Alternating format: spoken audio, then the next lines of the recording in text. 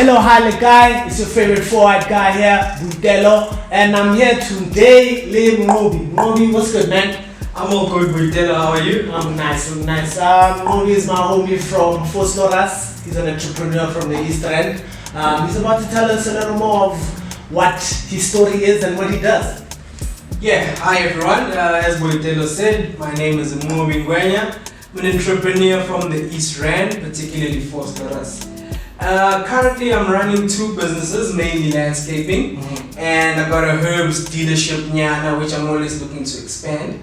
In fact, I'd like to expand everything that I'm doing. Also myself, I try to look for different opportunities in different spaces.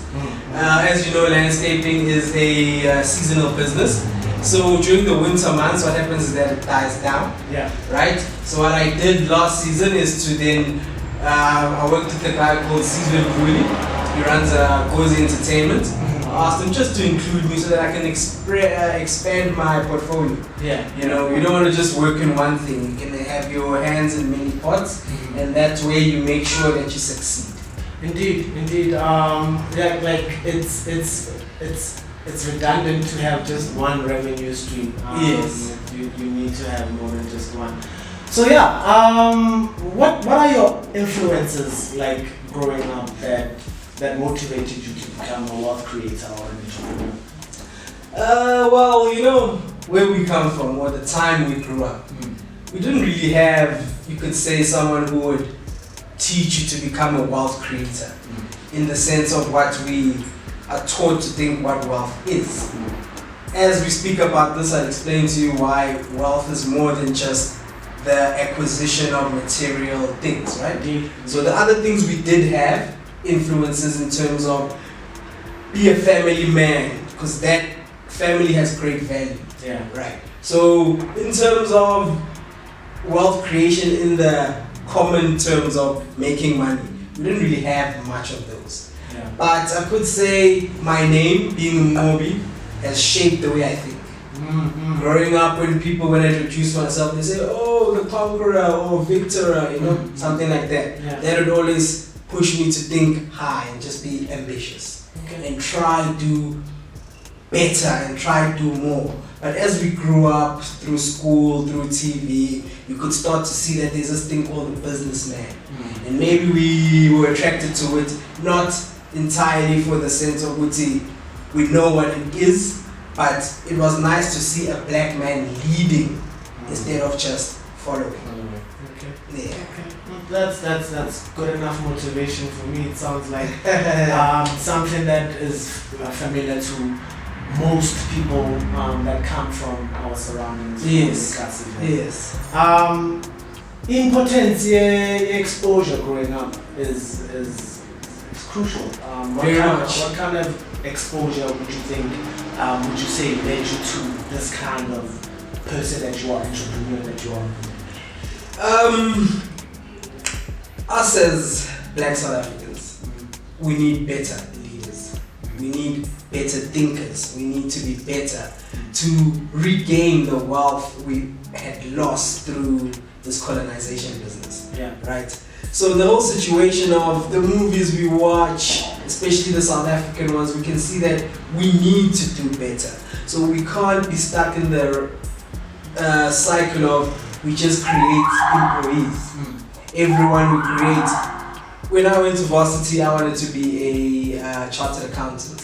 But at the back of my mind, it was always a matter of I'm going to get this job to fund my entrepreneurial goals. Because we need to do better. We need to take charge of our future. Rather than say, okay, I'm going to be a chartered accountant, I'm going to work in a nice office, I want to spend all my money on myself and my immediate family. Yeah. Forgetting that we as Africans we are a family. Yeah, so we need to work together, we need to do better. Cool. So yeah, my entrepreneurial goal is really job creation.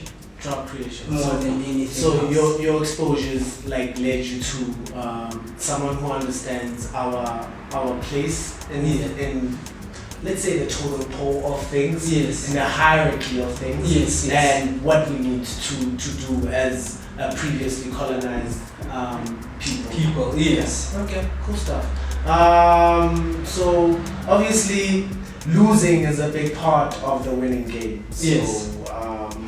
what kind of losses have you incurred, and how do you deal with your L's? You gotta roll with the punches, my guy. You know, life and losses is in Yeah. how they say it. Yeah. That's life and losses, my guy. You gotta roll with the punches. There's no avoiding loss. Right? So I'll tell you about my landscaping business. First year when I started it, I had no contracts.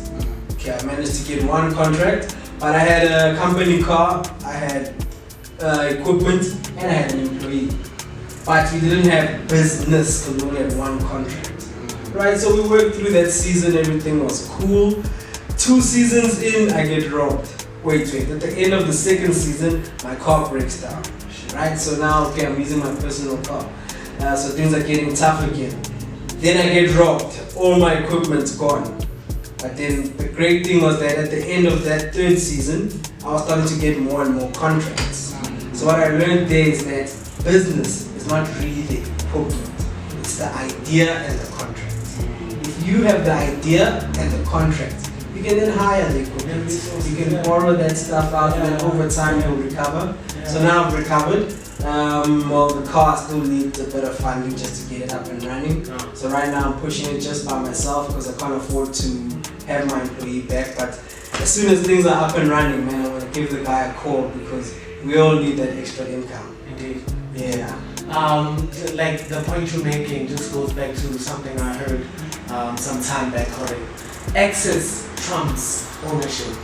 Yeah. Once you have access to it, once you have access to the workers that can construct whatever, you can get the contracts. Yes, your aim is to build relationships and make sure that those relationships become returns. Yes. Yeah. 100%. For sure. Yeah, so what keeps you motivated and down? There's this thing, man, I like to tell people about: find your drive. Find your purpose. What is your purpose? That you have to find for yourself. It's a journey of self-discovery. Yeah. No one can teach you who you are. You have to figure out why I do this. Why do I think like this? Because we don't think the same, right? You can give someone the same textbook or the same literature and they read it and they come out with different understandings because they themselves are different people. So as you read this thing, it's answering the questions who you are. So once you find your drive, once you find your purpose, you'll find your drive. That way, my guy, you don't even need motivation. With drive, all you need is opportunity. Yeah. Given the opportunity, you'll take it. I don't need to motivate someone who's driven. I just need to call him, hey, wait there, there's a gig, there's so. Because you know that that's what you're about, we'll make sure you get there. That's dope. Yeah. I like that. So journey of self-discovery, my guy, is far more important than, that's what's lacking in school. Yeah. That you're just getting taught to do certain things, just regurgitate. There's never time taken to learn the person. And my guy, you are this type of person. So as this type of person, try this and this and this. It'll save parents a lot of money if you go to varsity or you go to school or wherever you go. You get there and you drop out because you realize that this is not me. I never wanted this. I just did it because of the programming that I was being given in school. Sure.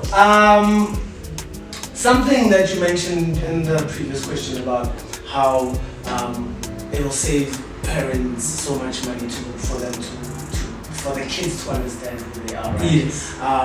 It will also save us a lot with regards to mental health issues. Because knowing who you are would stop you from going into something that you will make you feel stupid because you are a fish trying to fly. Exactly. So knowing who you are saves you a lot. And it leads me to my question about mental health value. How important is maintaining good health? Yeah, mental state. With a poor mind, you can't achieve anything. So mental health is like one of the things that are up there that you need to make sure you have.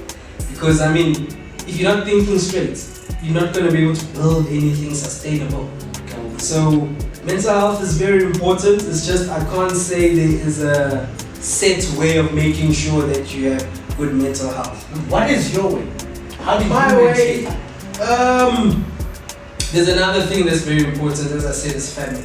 Yeah. Right? Your family, what I realized is, even if you don't have, particularly, as a man, if you don't have money, you feel like you're not man enough.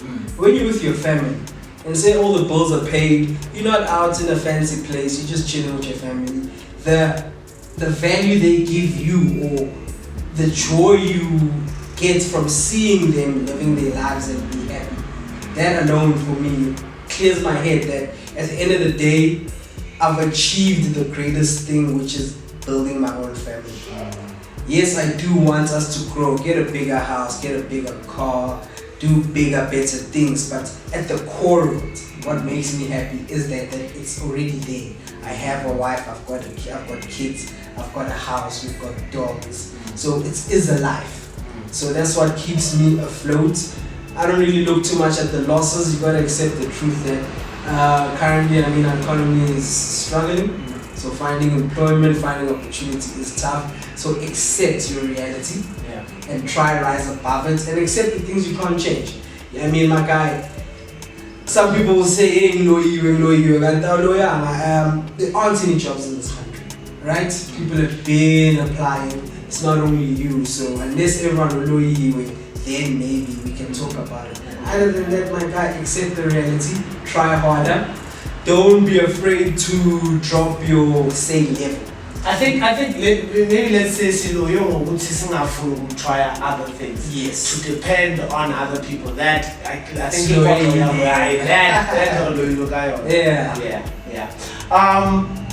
speaking of good relationships, right? How do you maintain good relationships and the importance of relationships in business?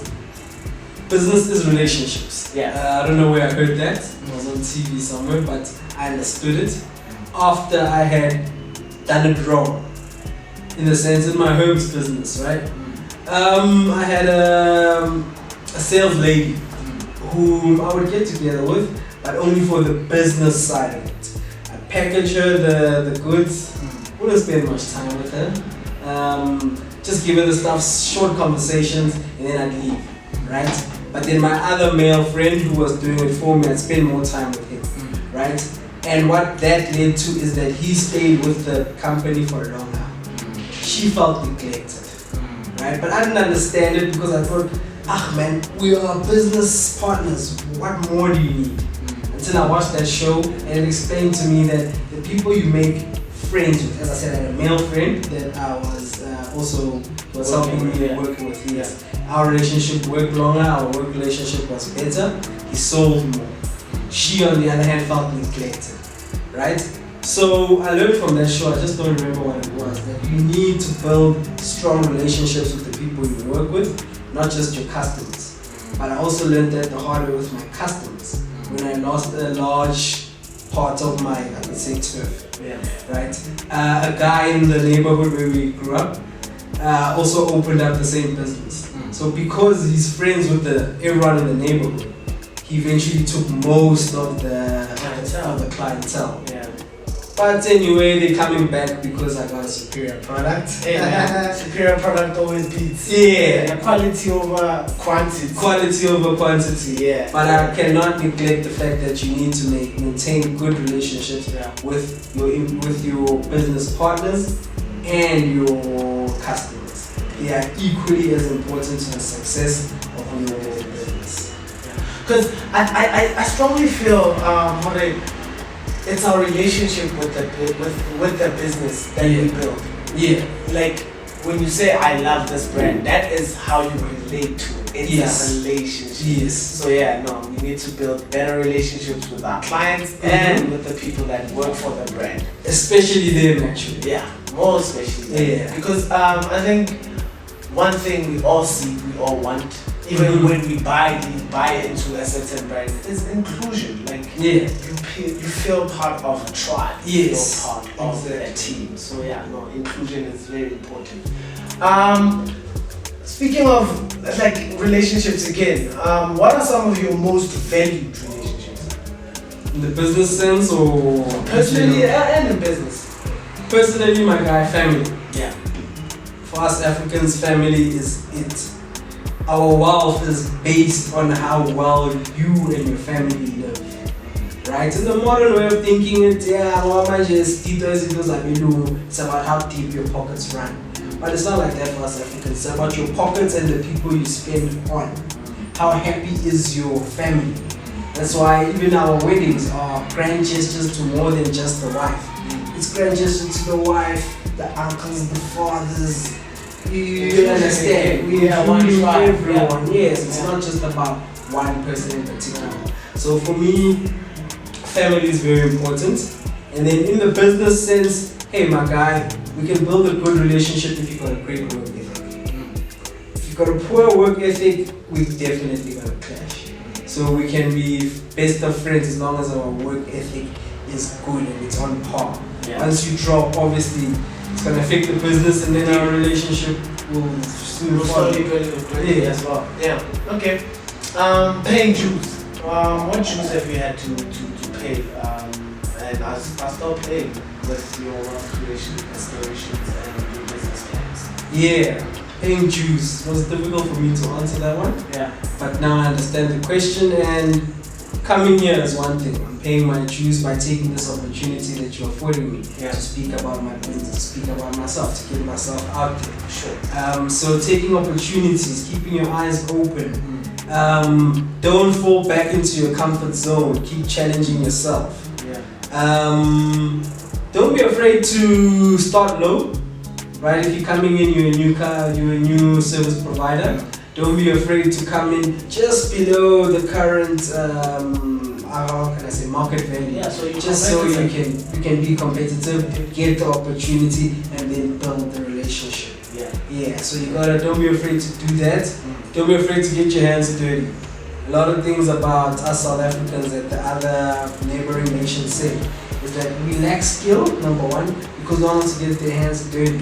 You don't want to be the guy who's actually making the shoes. You want to be in the office. Yeah, saying that I want this kind of design. Yes. Like I think it's the misunderstanding of what entrepreneurship is. Actually, you're just seeing the final product. Yes. You're not seeing the duck paddling hard under the water. No. You're just seeing like smoothness. And you believe that that's how it should be. Because I for a long time I grew up hearing no, but babula di phaza hore ebe boss. And abulekana kwa batlang after a while o sa rekisa ha o hakina. Yes. Yes. And that's all you get. So I think the motivation behind us being entrepreneurs should be that we are rendering service and we are always going to be the best at rendering that service. You have to know that. Cool stuff. The books are very important to shaping our perspective of the world. What kind of books have you read and do you believe that shaped your perspective? I've read a lot of things here and there. Well, let me not say a lot. I'm not a big reader. I was telling my wife that I enjoy story time till this day. Yeah. Right? Even when it comes to, let's say, studying, I wouldn't mind sitting and letting someone else read. I'm good at comprehension and all that. Reading, I can read, but I'm with this Here's my hack. Yeah. I do not enjoy reading too. Yeah. And I love education. Yes. I love learning. Yes. And I'm an audio person. Yes. Audiobooks are audiobooks. So audiobooks are my hack. I love audiobooks. I understand when I make up the pictures because it's double work now having to read then make up the pictures. But making up the pictures that someone is already reading. Cool much stuff. easier. I'm happy with that. So you gotta try some audiobooks out. I'll also share some Please do. audiobooks. Please do. And where you get them, because I don't know where you get them. Okay, cool. I'll share that as well. What are some of your favorite local brands or African products? I could say, as a progressive African, I support any African product. As long as you got it out there, I will love it and I'll give you a round of applause. But personally, I could say in terms of clothes, I like that little way. Yeah. I think it's very nice, right? Yeah. Very nice. Batu, I like it. for it being African.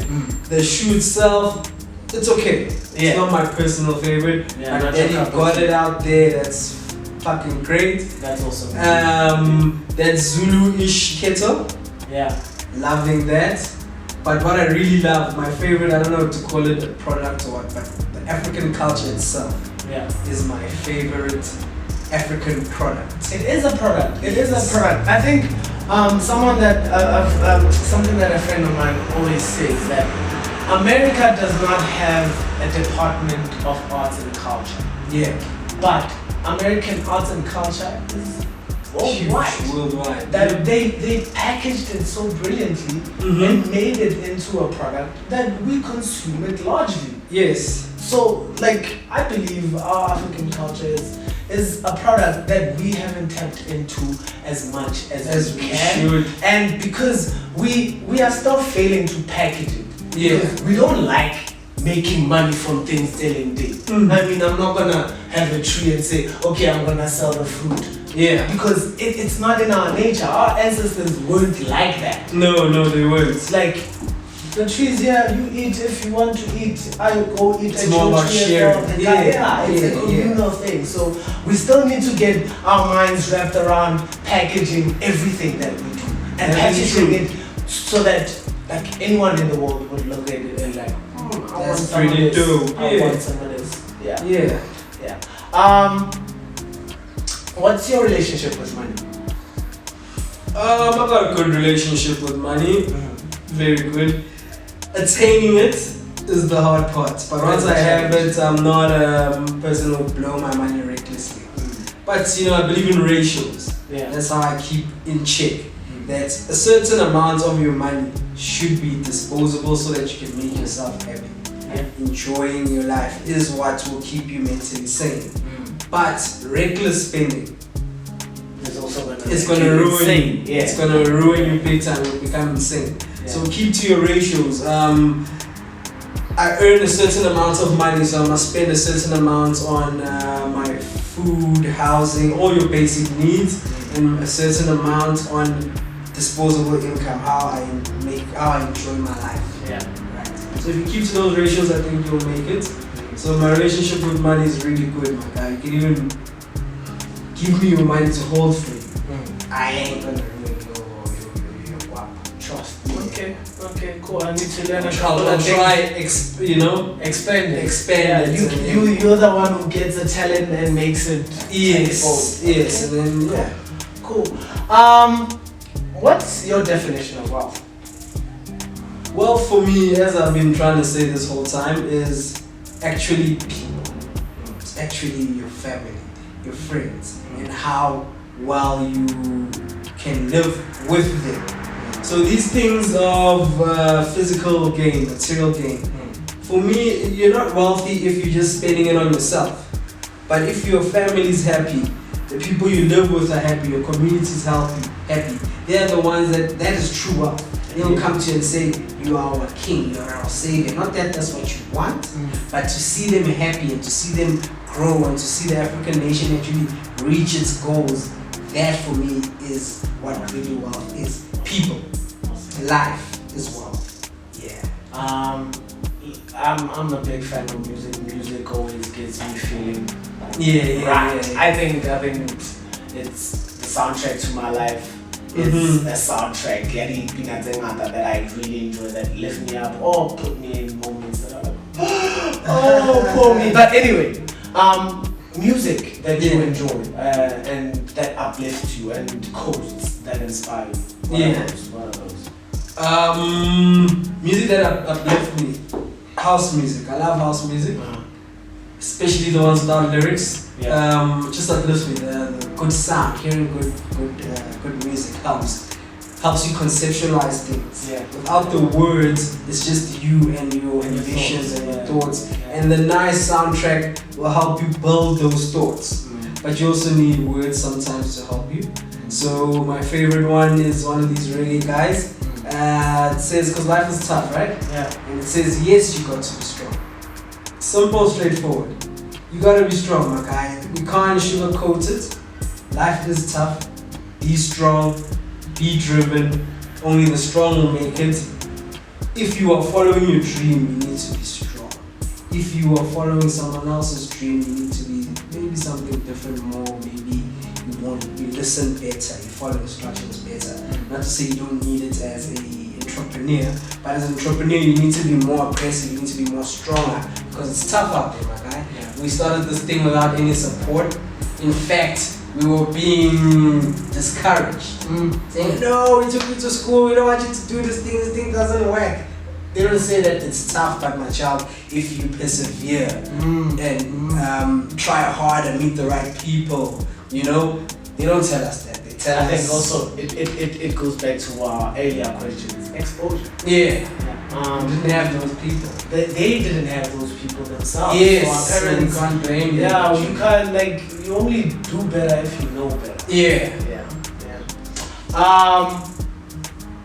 The revolution we need is an economic one, right? Yeah. And as entrepreneurs, we are revolutionists, right? Yes. So, what are some of those revolutionists that you feel are doing us proud out there? Anyone who goes out there and becomes entrepreneurial, job creation, because that's our biggest problem, basic problem, right? Yeah. So the basics, we need to improve on those things. Job creation. Don't just look for jobs or opportunities that employ just you. I like these labor-intensive things. I do landscaping, it's labor-intensive. When I worked for a director called Boogie, they put me in the art department. And as I saw there, okay, that time was a small budget, they were piloting, so there wasn't a lot of us. But the department he put me in, I realized that that's also labor-intensive, which is what I want. To get people off the streets with my guy, come my guy, let's do something, let's work, instead of you sitting. Yes, one day you might get your office. You might not want your office once you've worked here long enough, because now you like the outdoors, you like the opportunity that you're given. But basically, our revolutionists that are actually doing the most are the ones who are going out there and actually following their dreams so they can create jobs. Yeah. And then in the highest levels, there's this guy, Mamadi, I forgot his surname. He ran a coup right now in Guinea. He took over from the previous government and he's already implemented things like the reduced petrol. He's told the mining companies that no product will leave as a raw product anymore. So it's a different idea, because usually we're told that no, these mining companies must leave or pay lease or something. He found a different way where no, you can keep mining, but you can't export the raw product. Yeah. You have to finish the final product here. Refine it as well. Exactly. Yeah. So it's job creation again. Indeed. So because we are largely unemployed, that's the biggest problem. So before we jump that hurdle and we want to do greater things, we need to employ the masses. Can't have. How high is it? 43%? What is it? The unemployment rate? Yeah. I haven't checked because it's depressing things like those. Yeah, my guy. But also, I feel like we definitely need to be doing more with regards to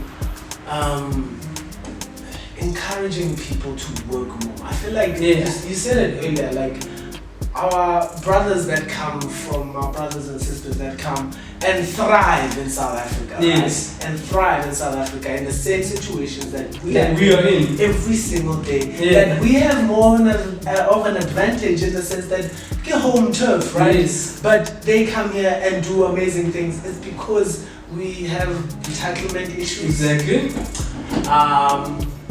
We have entitlement issues. We have a challenge to want to have things happen like a microwave. Yes. Like you said, getting our hands dirty. We don't want that. No. We feel like we are better than certain jobs. Yes. And yet, I always say, when I went to China, right? Yeah. I saw families on scooters, right? Yeah. I believe we are like at a scooter level where families should be traveling in scooters. Yeah. And people should be riding scooters, right? Yeah. There should be more scooters than cars in these roads. Yes. Mara ke re fancy mo South Africa. Never. So re ka se batle. Never. And that would save us so much. A lot. Yeah. That will save us so much. A lot. to fill a scooter in full tank, it's about $50. Dude, you come to Joburg, you work coming from where we live, East Rand. Yeah. You can come to Joburg once, twice, and you're 50 rand. Yeah.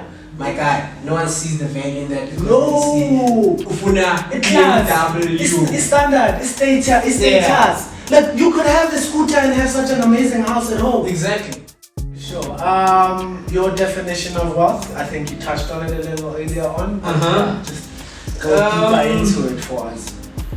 In Africa, we value life, my guy. Yeah. To be honest, that's what we really value. That's why even our money was not necessarily what it is today, which is external to life. Everything in Africa was part and parcel of life. Mnqobi is life. If I give you a cow, I'm giving you something that's alive. Yeah. So for us, wealth, my guy, is actually life, family, people, community, how well we work together. Induna, see, these are Induna, not necessarily because we is Kundla, but how well he's treating his community and the village is taken care of, how well it rises. That's what I'm saying, they Induna, right? And if your community doesn't rise and you're the only one rising, probably your people will revolt and you won't be Induna anymore. So, wealth is actually people, it's actually life, and how well we live together. That is true.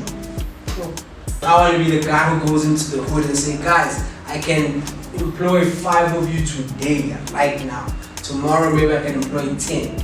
Because we need to get these people working, right? They might not be doing their dream jobs, but you need to get out there and get working. You can't be sitting in class every day and just on your back, you're just relaxing. That makes you have bad thoughts.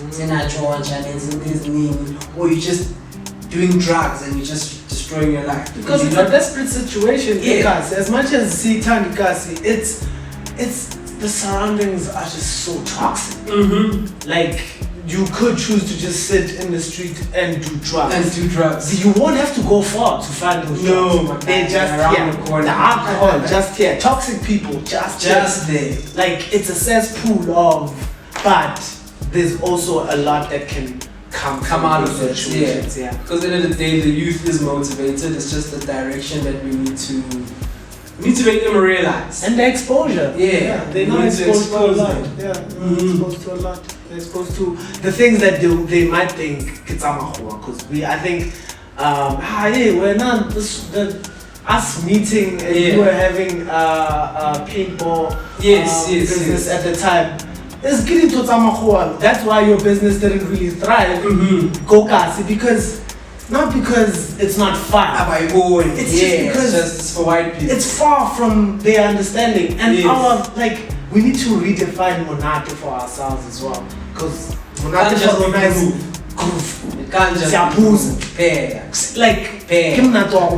and Homonate just to go paintball it. Exactly, my guy. And then talk after that and have a chat and just then we don't get our beers. And then get not saying don't drink, but it can't be the only thing you do. No doubt. Swimming. We live in a very hot country.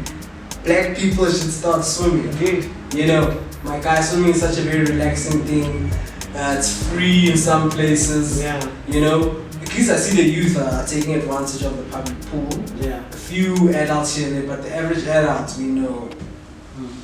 Case. And they've set the precedent.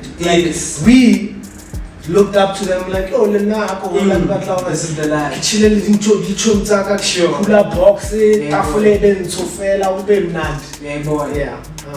There's no growth like that except none whatsoever. SAB keeps coming with new brands of liquor every single year. They are fucking innovative. The most innovative things that we have in South Africa, innovation of alcohol. A new brand every year. Every year. So, and what does that say about us as a community? We're a group culture. Anyway, and that's how we come to an end of this amazing episode. I'd like to thank Mnqobi very much for coming through. Thank you guys for this opportunity. No doubt. And as we say, Kokasia Rona, so and what I'd like to add to that is so into pen. Like all of it gone. We'll have a face. Sharp.